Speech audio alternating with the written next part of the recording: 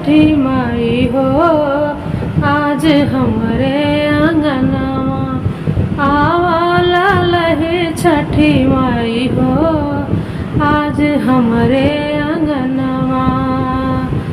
अपने आंगन माई बेदिया बनाए, अपने आंगन माई बेदिया बनाए, बेदिया बनाए कुछ परस चढ़ाए, बेदिया बनाए कुछ पलस चढ़ाए, बैठा आसन लगाई हो आज हमरे आंगनमा, बैठा आसन लगाई हो आज हमरे आंगनमा।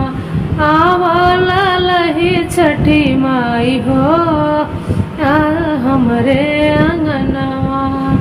दूध दही के भोग लगाएब, दूध दही के भोग लगाएब, संग महुआ तिन्नी चावल चढ़ाएब, संग महुआ तिन्नी चावल चढ़ाए, जगमग दियना जलाई हो आवा हमरे आंगनवा।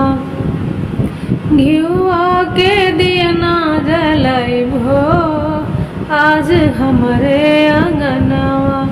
आवाला लहे छठी माई हो आज हमरे आंगनवा।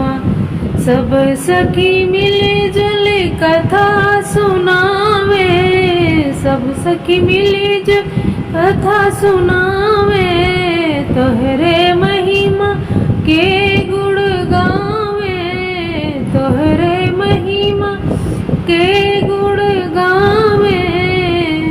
सुनी गोद भर जाई हो आज हमरे आंगनवा, सुनी गोद भर जाई हो आज हमरे आंगनवा।